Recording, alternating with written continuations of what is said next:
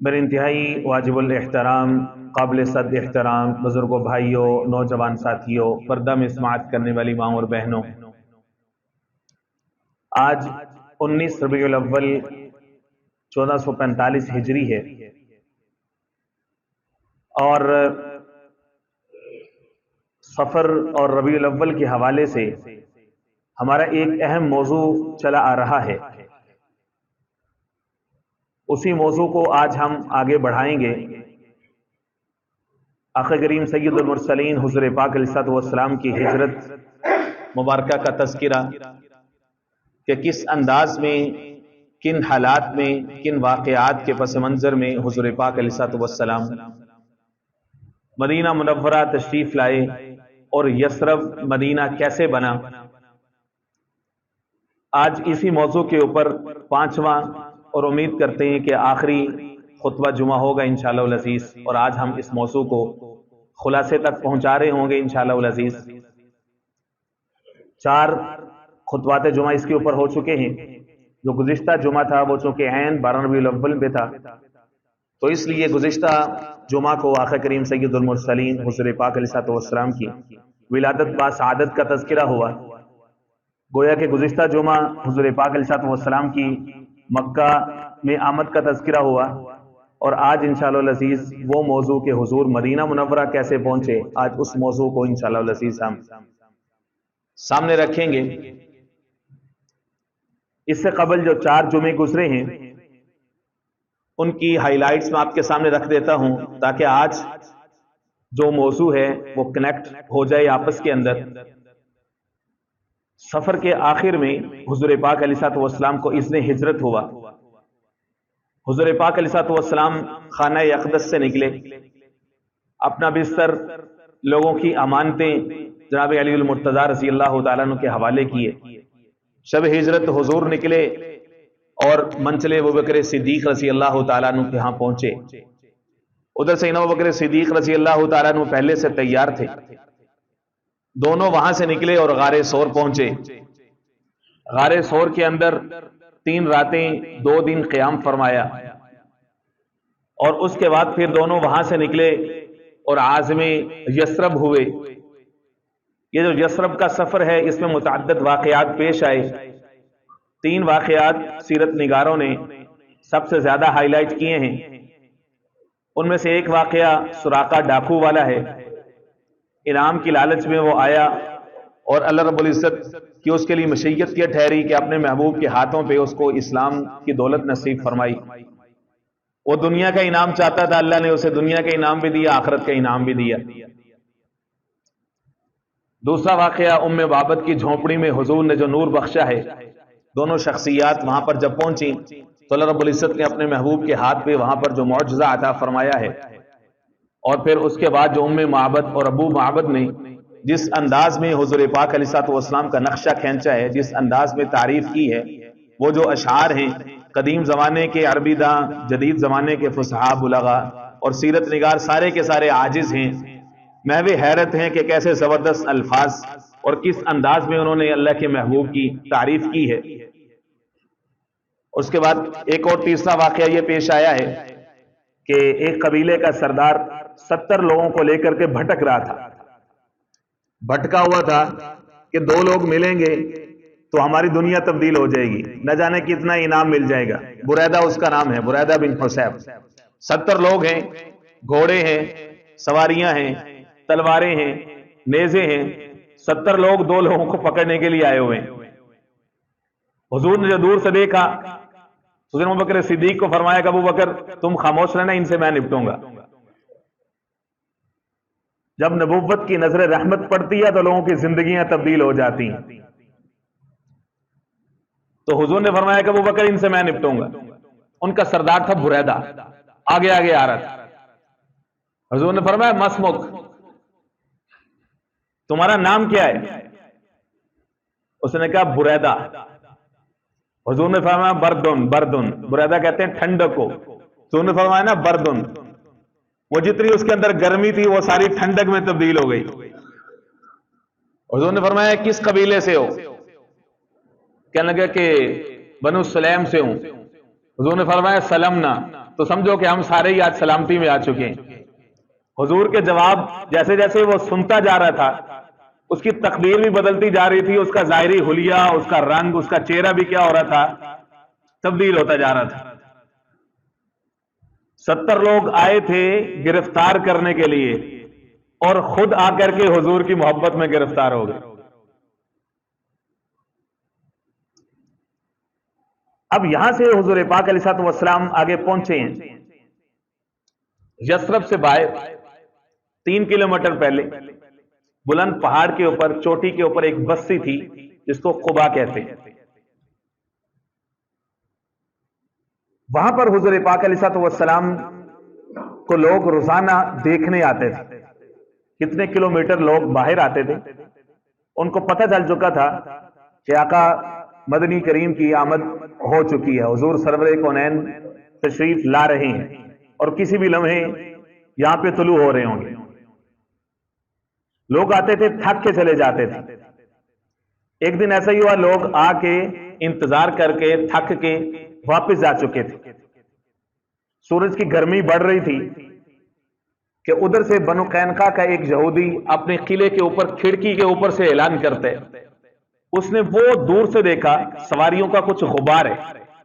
علم دیکھیں یہودیوں کا، خالی علم نجات کے لیے کافی، علم کے ساتھ حضور کی محبت اور ادب بھی چاہیے ہوتا ہے، خالی علم کافی نہیں ہوتا۔ علم یہود کے پاس بڑا تھا، خالی وہ دیکھ کے اعلان کر رہے، یا بنو قیلا، اے قیلا کی اولاد، اوس و خزرج والو، وہ قد جاء نبیکم، کہتا تمہارا نبی آ چکا ہے۔ حالانکہ اس کو پتا تھا کہ یہ اللہ کا نبی ہے۔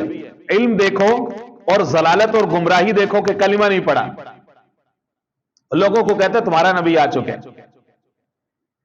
اب لوگ دوڑے حضور کے استقبال کے لیے، اور لوگوں کے جمع ہونے سے پہلے سیدنا ابوبکر صدیق رضی اللہ تعالیٰ عنہ حضور کو ایک بڑی چٹان کی اوٹ میں سائے میں پہلے ہی بٹھا چکے تھے۔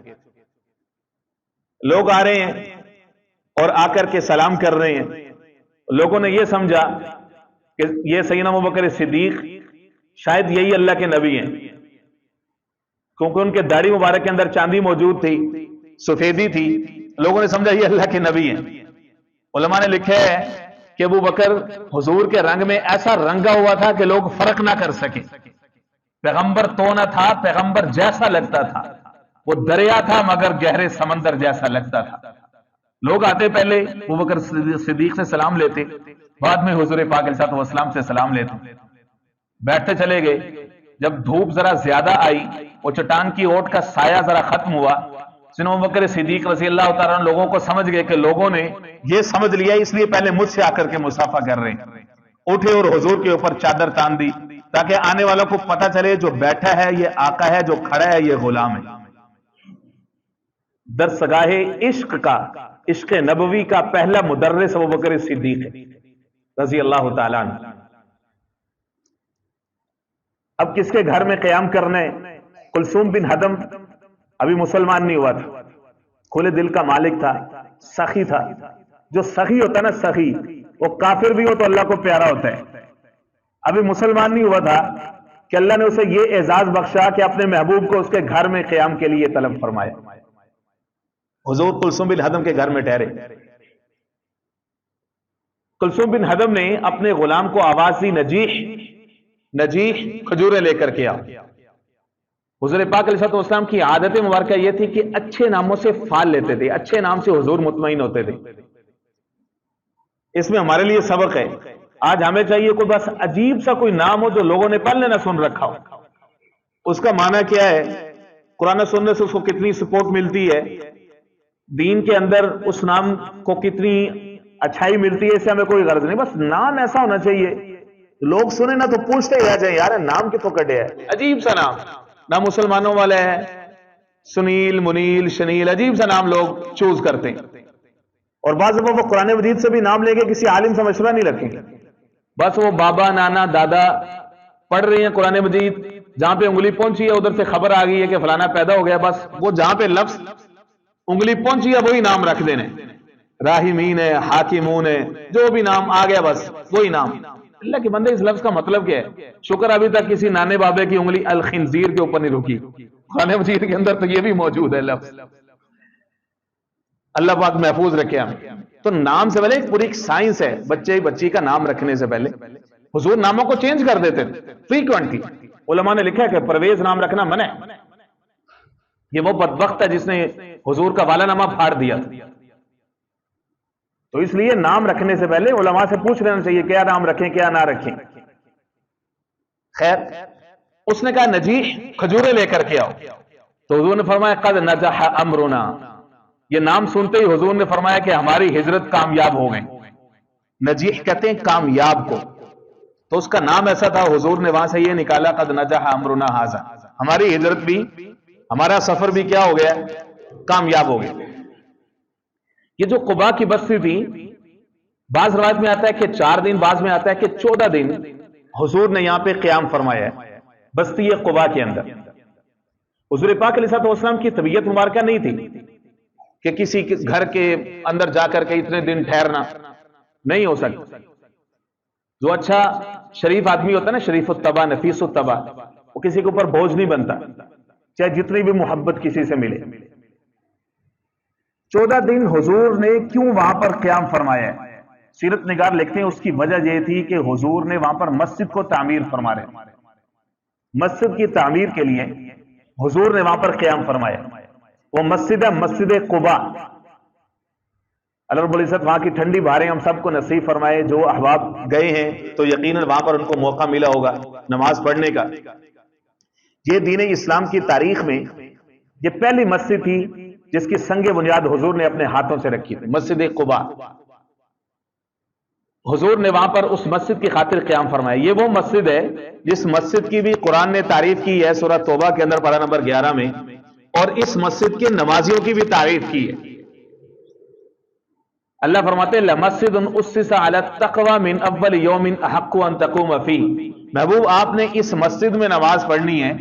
آپ نے اس مسجد میں لوگوں کو نماز پڑھانی ہے جہاں کے لوگ بڑے تقوی والے ہیں. علماء نے لکھا ہے کہ ان لوگوں کے تقوی کی تعریف کیوں کی گئی؟ تقوی کی تعریف اس وجہ سے کی گئی کیونکہ وہ پاکی کا بڑا خیال رکھتے تھے. لَمَسْجِدٌ أُسِّسَ عَلَى التَّقْوَى مِنْ أَوَّلِ يَوْمٍ أَحَقُّ أَن تَقُومَ فِيهِ رِجَالٌ يُحِبُّونَ أَن يَتَطَهَّرُوا. اللہ اپنے محبوب کے صحابہ کی تعریف فرما رہے ہیں ان کی پاکی کی کہ وہ پاکی کا اتنا خیال رکھتے. پاکی کا وہی خیال رکھے گا جو اندر سے پاک ہوتا ہے. جو اندر سے کیا ہوتا ہے پاک ہوتا ہے. ان سے پوچھا گیا کہ اللہ نے تمہاری پاکی کی تعریف کیوں کی ہے؟ پاکی کا اہتمام کیسے کرتے ہو؟ تو انہوں نے بتایا کہ ہم جو استنجا کرتے ہیں نا استنجا اس کی 2 سٹیجز ہم کرتے ہیں. پہلے خشک مٹی سے ڈھیلے سے ہم صفائی کرتے ہیں بعد میں پانی کا استعمال کرتے ہیں. اتنا زیادہ پاکی کا کیا کرتے ہیں اہتمام کرتے ہیں. یہ جو پاکی کا اہتمام ہے مٹی کے ڈھیلے کا استعمال ہے اس کی طبی فوائد بھی ہے جو میری فیلڈ نہیں ہے اور میرے پاس موقع بھی نہیں ہے کہ میں اس کی تفصیل میں جاؤں. خیر پاکی کا خیال رکھنے کی وجہ سے اللہ رب العزت نے ان کی تعریف فرمائی. حضور پاک علیہ الصلوۃ والسلام اب یہاں سے نکل رہے ہیں یثرب کی طرف سفر ہے خاص شہر کی طرف. اب کیا ہے جناب 500 کے قریب سیکورٹی گارڈز ہیں سارے انصار ہیں تلواریں نیزے سواریاں حضور کو گھیرا ہوا ہے. اب سوال یہ ہے کہ حضور اب کس محلے میں جائیں گے کس قبیلے میں جائیں گے کس جگہ پہ جا کر کے قیام کریں گے؟ سارے قبیلوں کے سردار موجود ہیں. حضور جس گھر کے سامنے سے گزرتے ہیں صدا آتی یا رسول اللہ ادھر تشریف لائیں ادھر تشریف لائیں. سردار باری باری کوئی آ کر کے لگام تھام لیتے ہیں. بنو اسجا بنو اسہل اسی طرح سے دیگر مختلف قبائل کے لوگ. ہر ایک کی خواہش یہ ہے کہ مختلف خاندانوں کے لوگ اکٹھے ہیں کہ ہمارے ہاں حضور آ کر کے قیام فرمائیں. حضور پاک علیہ الصلوۃ والسلام نے فرمایا دعوها فإنها مامورہ. اس اونٹنی کو چھوڑ دو فإنها مامورہ. یہ اللہ کے حکم سے خود ہی جہاں پر بیٹھ جائے گی وہیں میرا قیام ہوگا. بنو بیاز بنو سلیم سارے مختلف خاندان کراس کر رہے ہیں. بنو نجار. حضور کی قلبی خواہش یہ تھی کہ بنو نجار کے ہاں میں ٹھہروں. کیونکہ بنو نجار سے ہی حضور کا ننکان کا رشتہ بھی تھا، نانکا خاندان بھی تھا، حضور کا داد کا خاندان بھی تھا۔ حضور کے دادا ہاشم نے یہاں پر سلمہ نامی خاتون سے شادی کی تھی، اور حضور کے جو نانا ہے وہب، حضور کی والدہ سیدہ آمنہ رضی اللہ تعالیٰ عنہ اور ان کے والد جناب وہب، وہ بھی بنو نجار سے تھے۔ تو حضور کی خواہش یہ تھی کہ یہیں پر قیام ہو، لیکن اگر کسی ایک جگہ کو حضور چوز کرتے تو باقیوں کی حوصلہ شکنی ہو سکتی تھی، اس لیے حضور نے فرمایا دعوہا فإنہا معمورہ، قصوہ اونٹنی تھی، حضور نے فرمایا اس کو چھوڑ دو، جہاں بیٹھے گی میرا قیام وہیں ہوگا۔ اب اللہ تو علیم بذات الصدور ہے، اللہ کو تو اپنے محبوب کی خواہش کا پتہ ہے نا، میرے محبوب کیا چاہتا ہے۔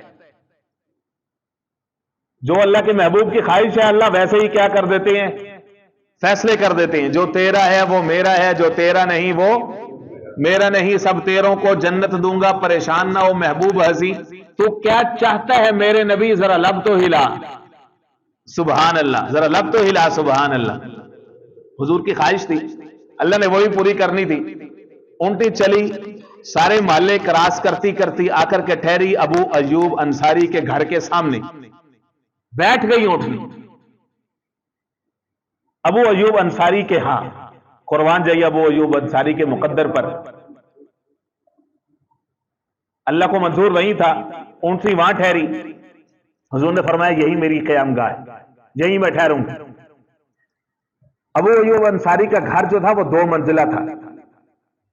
انہوں نے کہا کہ اگر ہم اوپر ٹھہرتے ہیں تو کہیں یہ حضور پاک علیہ السلام کی قلت شان یا تنقیص شان کی صورت نہ بنے کہ اللہ کے محبوب نیچے ہیں اور ہم اوپر ہیں، نہیں ہو سکتا۔ تو انہوں نے اوپر والا جو گھر تھا وہ حضور کے لیے صاف کروایا کہ آقا کریم علیہ السلام یہاں جلوہ افروز ہوں۔ لیکن حضور پاک علیہ السلام نے اپنے لیے جو گراؤنڈ فلور تھا، جو نیچے والا حصہ تھا، وہ پسند فرمایا، کیونکہ مہمانوں کی کثرت تھی، لوگوں کا آنا جانا تھا، لوگ سارے آتے تھے اور شربت دیدار سے سیراب ہو رہے تھے۔ تو حضور نے جو میزبان تھے ان کو تنگی سے بچانے کے لیے، یہ بڑا ضروری ہوتا ہے، چھوٹی چھوٹی باتیں بڑی ضروری ہوتی ہیں، ہمیں کوئی پرواہ نہیں ہوتی، بس میزبان بیچارہ جتنی مشقت میں سے گزرے ہم کہتے ہیں یہ ہمارا حق ہے۔ تو حضور پاک علیہ السلام نے اس کا پورا اہتمام فرمایا، ان کو کہا کہ بھائی آپ اوپر ٹھہرو، میں نیچے ٹھہروں گا، تاکہ لوگ آسانی سے آ جا سکے اور آپ کو پریشانی نہ ہو، لوگوں کے لیے بھی آسانی، میرے لیے بھی آسانی۔ سیرت نگاروں نے یہاں پہ عجیب بات لکھی، ہر انسان حیران ہوتا ہے۔ آج تک ہم سب نے یہی سنا ہے کہ ابو ایوب انصاری میزبان ہے، حضور مہمان ہے۔ ابو ایوب انصاری کے گھر میں حضور آ کر کے ٹھہرے، لیکن طبقات ابن سعد میں عجیب بات لکھی ہے کہ آقا کریم سید المرسلین حضور پاک علیہ السلام کی آمد سے 900 یا 700 سال قبل، صدیاں پہلے، یمن کا ایک بادشاہ یہاں سے گزرا جس کا نام طبہ تھا۔ طبہ بادشاہ یہاں سے گزر رہا تھا، اس کے بیٹے کا انتقال ہو گیا یہاں پر، اس نے بدشگونی لی، اس نے کہا کہ یہ بستی کے لوگ منحوس ہیں جس کی وجہ سے میرے بیٹے کا انتقال ہو گیا، نہیں چھوڑوں گا، میں جنگ کروں گا، ختم کر دوں گا، میرا بیٹا یہاں سے سلامت نہیں گیا تو یہاں کے لوگ بھی سلامت نہیں رہیں گے۔ اس نے اپنی فوج بلائی، حملہ کر دیا۔ مدینہ کے لوگ دن میں اس کے ساتھ لڑائی کرتے تھے، رات کو اس کی مہمان نوازی کرتے تھے۔ یہاں کے لوگوں کے دل شروع سے ہی کھلے، آج تک وہاں پر دسترخوان بچھے رہتے ہیں۔ اللہ وہاں کی ٹھنڈی بہاریں ہم سب کو نصیب فرمائے، بار بار نصیب فرمائے۔ رات کو ان کی مہمان نوازی کرتے تھے، دن کو جنگ کرتے تھے۔ 2 یہودی عالم آئے رات کو اس کے خیمے میں، انہوں نے کہا کہ تجھے پتا ہے تو کن لوگوں سے جنگ کر رہے تو کبھی بھی جیت نہیں سکتا، کیوں نہیں جیت سکتا؟ اس نے کہا یہ وہ جگہ ہے کہ جہاں پر نبی آخر الزمان آنے والے ہیں، کب آئیں گے یہ ہمیں نہیں پتا، تو ان سے جیت سکتا نہیں ہے۔ اس نے کہا اچھا اس بستی کا یہ اعزاز ہے، تو وہ فوراً 180 ڈگری پہ ٹرن ہو گیا۔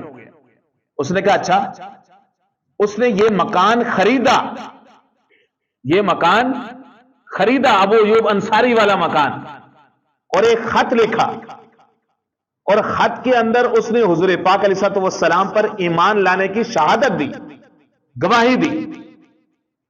شہید تو انہ احمد، میں گواہی دیتا ہوں کہ بے شک احمد حضور پاک علیہ الصلوۃ والسلام کا نام نامی جو سابقہ آسمانی کتابوں میں موجود تھا، میں ان کو اللہ کا نبی مانتا ہوں. یہ گھر ہے، بنایا، چابیاں دی. وہاں کا جو سب سے دیانتدار شخص تھا اس کو کہا یہ چابیاں تیری نسل میں آگے چلتی رہیں گی جب تک جناب محمد الرسول اللہ نہیں آتی. وہ نسل در نسل وہ مکان، وہ چابیاں آگے چلتی رہیں یہاں تک کہ ابو ایوب انصاری کے مقدر جاگے اور حضور اس گھر میں تشریف لائے. وہ ابو ایوب انصاری کا مکان نہیں تھا جس میں حضور آ کر کے ٹھہرے، وہ حضور کا مکان تھا جس میں ابو ایوب انصاری ٹھہرا ہوا تھا. اللہ اکبر. یہاں پر حضور پاک علیہ الصلوۃ والسلام کا قیام ہوا. اب آقا کریم علیہ الصلوۃ والسلام نے خالص جو یثرب ہے اب اس کو مدینہ بننے کا وقت آ چکا ہے. کھلا میدان ہے، لوگ انتظار کر رہے ہیں، ایک بہت بڑی محفل ہونے والی ہے. جو مرد ہیں وہ حضور کی سیکیورٹی پر ہیں، عورتیں چھتوں پر ہیں، چھوٹے چھوٹے بچے بچیاں کھلے میدان کے اندر ہیں. اور حضور پاک علیہ السلام کی اونٹنی جیسے ہی پہاڑیوں کی اونٹ میں سے نظر آ رہی ہے. ان بچوں کو کسی نے سکھائی نہیں ہے نعت، یہ نظم کسی نے پڑھائی نہیں. آج کسی بڑے نے کسی تعلیمی ادارے کا وزٹ کرنا ہو تو سکولوں کے اندر چھوٹے چھوٹے بچوں کو پوئم سکھائی جاتی ہیں. قربان جائیے کیسے یہ بستی تھی، کیسے یہ لوگ تھے، اور ان کی نسلوں کی زبانوں پر اللہ نے عربی زبان کو کتنا آسان کر دیا تھا. صرف نثر اور کھلی بات کہنا آسان ہوتا ہے، لیکن شعر کے اندر پرو کر کے اپنی بات کرنا یہ مشکل ہوتا ہے.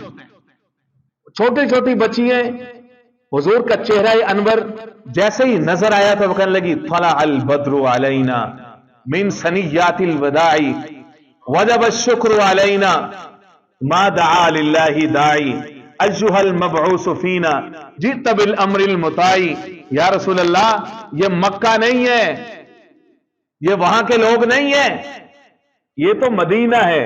بچہ کیا، بوڑھا کیا، جوان کیا، مرد کیا، عورت کیا، سارا کا سارا آپ کے حضور کے آپ کے قدموں میں قربان ہونے کے لیے تیار ہے. یا رسول اللہ جئت بالامر المطاع جئت شرفت المدینہ ما دعا للہ داعی. یا رسول اللہ آپ آئے ہیں تو مدینہ کی قسمت بدل گئی ہے. سیرت کی کتب کچھ تھوڑا بہت مطالعہ کیا ہے، سب لوگوں سے سنا ہے کہ حضور کے آنے سے یثرب مدینہ بنا ہے، لیکن یہ لفظ یثرب کب مدینہ بنا ہے، یہ لفظ کب حضور نے بولا ہے، یہ ابھی تک میری سمجھ میں نہیں آیا، میرے مطالعے میں نہیں آیا. لیکن میرا خیال ہے کہ جب ان بچیوں نے حضور پاک علیہ الصلوۃ والسلام کا استقبال کرتے ہوئے اپنے اس شہر کے لیے لفظ مدینہ بولا ہے، مدینہ کہتے ہیں شہر کو، کوئی بھی شہر، تو اب حضور پاک علیہ الصلوۃ والسلام نے یثرب کا لفظ تبدیل کر کے فرمایا کہ اب آج سے یہ مدینہ ہو گیا، مدینہ نبی صلی اللہ علیہ وسلم. آج ہم میں سے جو بھی جاتا ہے وہاں پہ تو ایئرپورٹ کی دیواروں پہ لکھا ہوتا ہے کہ آپ کو ہم ویلکم کرتے ہیں مدینہ النبی صلی اللہ علیہ وسلم. حضور پاک علیہ الصلوۃ والسلام اس یثرب کو، یثرب کہتے ہیں تکلیف کی جگہ پہ، آب و ہوا میں بیماری تھی، تکلیف تھی، تو حضور نے اب اس لفظ کو ختم کیا. اب آج کے بعد سے اس کو یثرب نہیں بلکہ کیا کہا جائے گا، مدینہ کہا جائے گا. مسجد نبوی کی تعمیر ہے، سب سے پہلے مسلمانوں کے لیے مسجد کی تعمیر کرنے. وہ جو جگہ تھی وہ دو یتیم بچوں کی تھی، ایک بچے کا نام تھا سہل، ایک کا نام تھا سہیل. حضور اچھے ناموں سے فال نکالتے تھے، میں نے آپ کو پہلے عرض کیا. سہل کہتے ہیں آسان کو، سہیل کہتے ہیں بہت ہی آسان کو. سہیل اس میں تصغیر ہے، سہیل بہت ہی آسان، یعنی جس سے انسان کو خیری کی توقع ہے، جس سے انسان کو نرمی کی توقع ہے، آسانی کی توقع ہے، جو آپ پر نہ سختی کرے گا، نہ زبان سے تکلیف دے گا، نہ ہاتھوں سے تکلیف دے گا، جو دونوں بازو آپ کے لیے کھولے گا، آپ کا استقبال کرے گا۔ یہ سہل اور سہیل دونوں بچوں کے نام تھے۔ پتہ چلا کہ یہ مسجد کے لیے، انہوں نے کہا جی ہم پیسے نہیں لیں گے۔ حضور نے فرمایا نہیں، یتیم ہو، ہم ایسے یہ جگہ نہیں لیں گے، ہم پیسے دیں گے اس کے۔ ہم اس کے کیا دیں گے؟ پیسے دیں گے اس کے۔ اس کی قیمت لگوائی گئی تو وہ 10 دینار تھی۔ حضور نے فرمایا کہ ہم آپ کو اس کے 8 دینار دیں گے رضامندی کے ساتھ، تم نہیں لے رہے لیکن ہم دیں گے تمہیں۔ بعد میں حضور پاک علیہ السلام نے سیدنا ابوبکر صدیق رضی اللہ تعالیٰ عنہ سے 10 دینار لے کر کے ان بچوں کے دیے۔ سودا کتنے میں طے ہوا تھا؟ 8۔ حضور نے کتنے دیے؟ 10۔ یہ امت کے تاجروں کو سکھایا ہے کہ لین دین معاملات اجنبیوں والا ہے، لیکن اس کی اینڈنگ، اس کی فنیشنگ وہ احسان کے ساتھ کرنی چاہیے۔ جس کو کہتے ہیں نا جھکتا تو لو، اللہ برکت دے گا، کم مت تو لو۔ آج ہمارے یہاں کیا ہے، جو کسی کے ساتھ کٹ سکتا ہے نا وہ کاٹ بابا، لے لو، اپنا سارو، دوسرے کو چھوڑو، گردن پہ پاؤں رکھ کے آگے چلے جاؤ۔ یہی ہو رہا مارکیٹ، بے برکتی، بے رحمی کیوں ہے ہمارے معاشرے کے اندر؟ ہمارے دل اتنے سخت کیوں ہو گئے؟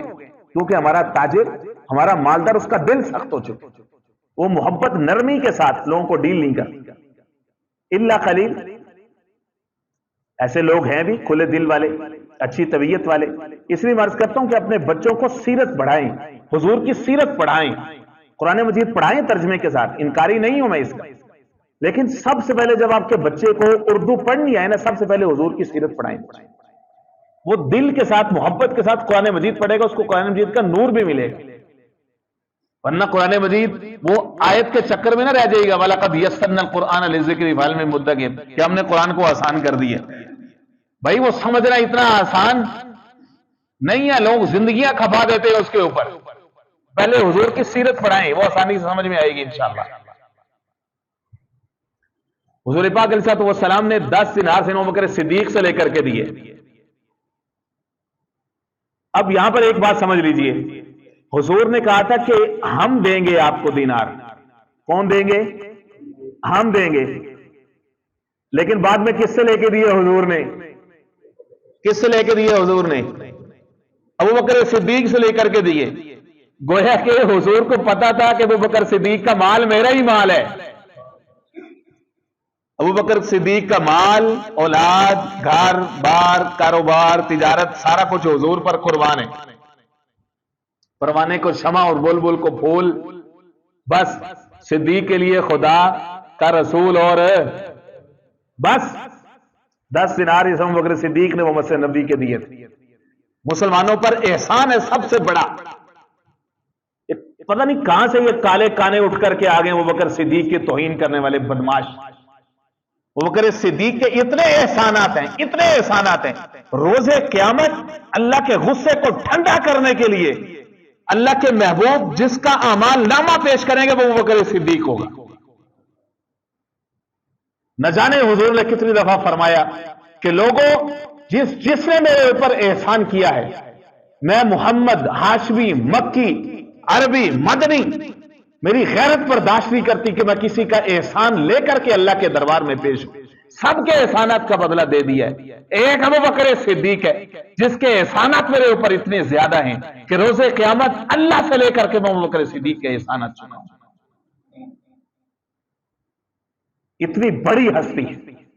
فرمایا میرے ابوبکر کا ایمان تو پہاڑوں جیسے ہے۔ یہ مسجد نبوی کہ جس میں ایک نماز کا ثواب علماء نے لکھا ہے کہ 1000 نمازوں کے برابر ہے۔ اپنی نمازیں قبول کروانا چاہتا ہے تو ابوبکر صدیق کی عزت کے اوپر تجھے پہرا دینا پڑے گا۔ 10 دینار ابوبکر صدیق سے لے کر کے حضور نے ان کو دیے۔ چنانچہ 18 ربیع الاول یا 22 ربیع الاول کو مسجد نبوی کی بنیاد رکھی گئی۔ 35 میٹر اس کی لمبائی، 30 میٹر چوڑائی۔ مسجد کچی لیکن نمازی پکے۔ بتا دیا کہ نمازیوں کے سجدوں میں جان ہونی چاہیے، نمازی پکے ہونے چاہیے۔ آج تو کہتا ہے کہ مسجد بھی پکی ہو، شاندار ہو، اتنے نماز پڑھنی جیسے اے سی لگیا ہوئے، पंखा बंद हो जाए तेरा सजदा नहीं होता। पक्का नमाजी बन ताकि तेरी नमाज में जान आए, ऐसी नमाज पढ़ कि मुआशरे में तब्दीली आए। क्या हुआ जो तेरी जमी पे सजदों के निशान हैं, कोई ऐसा सजदा भी कर जो जमी पे छोड़ जाए निशान। देखो तो सही हमारी रवायात क्या है, कहां से यह मस्जिद का आगाज हुआ है। वो मस्जिद नबवी थी, छत टपकती थी लेकिन सजदे पक्के थे। छत सर को लगती थी, जो लंबे सहाबी होते थे, लंबे कद वाले। क्या फर्क पड़ता है, अल्लाह का घर है, छोटा हो बड़ा हो, है तो अल्लाह का घर। अब हिजरत मुकम्मल हो चुकी है, अब मैं इसको कंक्लूड कर रहा हूं। लोग हैं हिजरत करके आए तो पता नहीं कितने खानदान हैं। सबसे बड़ा चैलेंज जो एक हुक्मरान के लिए होता है ना, वो होता है लोगों का मुआशी बंदोबस्त करना। सबसे पहले मुआश सबसे पहले। जब तक लोग मेंटली पीसफुल नहीं होंगे ना, तो मुआशरे को अमन नहीं मिल सकता। अब कुफार मक्का तो है नहीं कि रोज रोज इनके साथ लड़ाई होनी है, झगड़ा होना है। वहां पे लोगों के पास घर थे लेकिन वो रहने नहीं देते थे। यहां पे लोग रहने के लिए तैयार है लेकिन घर नहीं है। चैलेंज था बहुत बड़ा। डिस्प्लेस्ड लोगों का किसी मुआशरे में फैल जाना, ये उस मुआशरे के लिए बहुत तकलीफ होता है, ये बहुत बड़ा सिक्योरिटी रिस्क होता है। आज देखें हमारे कई सारे इलाकों से, मुल्क पाकिस्तान में सैलाब की वजह से लोग मुहाजिर हैं, डिस्प्लेस हैं, रेल की पटरियों पे डेरे डाले हुए, सड़कों के किनारों पे बैठे हुए। जैसे तुम टेंटें लगा के देते हो तो उससे क्या फर्क पड़ जाता है, तो थोड़ा बहुत मच्छर से बच सकते। हमारे जैसे उनके बच्चे भी हैं, जवान हैं, औरतें हैं, पर्दादार औरतें, अच्छे खासे मालदार, एकड़ों पर खड़ी हुई फसलें, पानी की नजर हो गई। ये कोई छोटी बात है कि हम ये जुर्रत करके गए कि उन पर अजाब आ गया माअज़ल्लाह? ये उनका इम्तिहान नहीं है, हमारे ऊपर इम्तिहान है। उनके गुनाह ज्यादा हैं क्या? खुदा के लिए हम अपने भाइयों की खबर लें। मुहाजिर होना कोई छोटी बात नहीं होती, अल्लाह का इम्तिहान होता है बहुत बड़ा। जाकर के पूछिए बूढ़े बुजुर्गों से, किन हालात में हिंदुस्तान से पाकिस्तान जिन्होंने हिजरत की थी तो क्या हाल था। माल, जान, इज्जत, औलाद, हर चीज खतरे में होती है, हर चीज। छोटा अमल नहीं है, ऐसे नहीं हिजरत के ऊपर जन्नत की बशारतें दी हुई। हुजूर पाक अलैहिस्सलाम ने सबसे पहले मुहाजिरीन के इशू को एड्रेस किया। उधर से 45 मुहाजिरीन के घराने थे, इधर से अंसार थे, सबको आपस में मिलाया, भाई भाई बना दिया, फलां फलां का भाई, फलां फलां का भाई। उन्होंने भी दोनों हाथों, दोनों बाजू खोल करके इस्तिकबाल किया। अपने घर उनके लिए खोल दिए, अपने बागात उनके लिए खोल दिए, अपने कारोबार में उनको शरीक कर लिया। यह होता है किसी मुआशरे की सेफ्टी, सिक्योरिटी, उसकी मुआशी खुशहाली, कि जब इस तरह से मुआशरे का वो तबका कि जिनके ऊपर कोई वक्त परेशानी आती है, दूसरे भाई उठे उनका हाथ थामे कि हमारे बच्चे खाना खा के सोए, तुम्हारे बच्चे भूखे सोए, हम बर्दाश्त नहीं कर सकते। हमारे बच्चों के पास छत है, सर्दी गर्मी से बचने के लिए, उसके असरात से बचने के लिए असबाब मौजूद है, और वो हजारों लोग रोजे क़यामत मोहम्मद अरबी सल्लल्लाहु अलैहि वसल्लम का कैसे सामना करेंगे।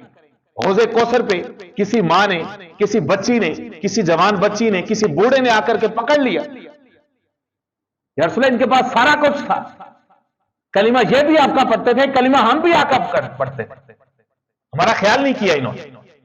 हुजूर आपने तो इनको यह सिखाया था कि हिजरत के बाद भाइयों को इस तरह से मिलाया जाता। तो मेरे दोस्तों, ये जो हिजरत है हुजूर की, इससे हम काफी कुछ सीख सकते हैं। इनमें से सबसे बड़ी बात वो मुआखात है, भाईचारा है। रंग, नस्ल, बरादरी, कौम, कबीला, इलाका, तासुब, फलां फलां नस्ल से खुदा के लिए हम ये इख्तिलाफात छोड़ दें। मुसलमान का मुसलमान से एक ही रिश्ता होता है, वो होता है ला इलाहा इल्लल्लाह। हमने जो जातों, बरादरियों, कौमों, कबीलों का जो तासुब बढ़ता है ना, उसकी वजह से पूरी उम्मत के ऊपर आजमाइश है। ये पिछले सालों से जो हमारे ऊपर सैलाब आ रहे, मेरा दिल खून के आंसू रो पड़ा। वो रिपोर्ट पढ़ के इंटरनेशनल इदारे ने रिपोर्ट जारी की कि हमारे मुल्क पाकिस्तान को, एटमी ताकत को जिन मुल्कों ने फंड किया है, इमदाद की है, ان کے اندر بنگلہ دیش بھی شامل ہے. یار رونگٹے کھڑے نہیں ہوتے؟ تمہاری راتوں کی نیندیں حرام نہیں ہوتی؟ تم نے صرف اپنے 2 بچوں کے رزق کو اپنی زندگی کا مقصد بنایا ہوا ہے. یاد نہیں ہے بنگلہ دیش کیسے ہم سے الگ ہوا تھا؟ وہ کہاں پر آج جب وہ ہمیں امداد دیتا ہے؟ کیا حال کیا تم نے لا الہ الا اللہ کے نام پر لیے گئے اس ملک کا؟ خدا کے لیے ہم میں سے ہر ایک اپنی اصلاح کرے، سوچے کہ ہم محمد الرسول اللہ صلی اللہ علیہ وسلم کے امتی ہیں اور کس انداز میں یہ ربیع الاول کا مہینہ جا رہا ہے. یہ ہمارے لیے پیغام دے کے جا رہے ہیں. نعت خوانی ہے، حضور سے محبت کے نعرے ہیں، ریلیاں ہیں، دعوے ہیں، جلسے ہیں، جلوس ہیں، سارے کے سارے کسی چیز سے انکار نہیں ہے. خدا کے لیے ہم عمل کی طرف آئیں، حضور کی سیرت کی طرف آئیں. حضور نے جو سکھایا، حضور کی سنتیں ہم اس پر آئیں. سیکریفائس، قربانی، لوگوں سے محبت، کمزور کا سہارا بننا، غریب متوسط کا سہارا بننا، لوگوں کے لیے نرمی کرنا. یہ جو ہم نے رشوت کا، چور بازاری کا بازار گرم کر رکھا نا، خدا کے لیے ہم اس سے باز آ جائیں. جا کر کے دیکھو ہمارے آفیسز میں کیا ہوتے ہیں. بغیر رشوت کے کچھ نہیں ہو سکتا. یار سال بعد تم محفل کر لو گے، سال بعد تم عمرے پہ چلے جاؤ گے، تم کہو گے ہم نے ربیع الاول کا حق ادا کر دیا. کس منہ سے حضور کا تم سامنا کرو گے؟ کس منہ سے سامنا کرو گے کہ جس کے بارے میں ہمارے بڑے کہہ گئے تو غنی اظہر دو عالم من فقیر، روز معاشر ازر ہائے من پذیر. اے اللہ مجھے معاف کر دینا، میرا حساب نہ لینا. اگر حساب لینا تو حضور کے سامنے حساب نہ لینا. شرم آئے گی مجھے. وہاں سے کوئی شرم سے ڈوب بھی نہیں سکتا، مر بھی نہیں سکتا. وہاں پر موت نہیں آنے کسی کو، سامنا کرنا پڑے گا. تو اس لیے میرے دوستوں خدا کے لیے ہم باز آ جائیں، توبہ کر لیں. جو اجتماعی امتحان ہوتا ہے نا، اجتماعی جو عذاب ہوتے ہیں، اس کا حل صرف ایک ہی ہوتا ہے. وہ حل ہوتا ہے اجتماعی توبہ. اجتماعی توبہ. اللہم اغفر وارحم جمیع امت محمد صلی اللہ علیہ وسلم.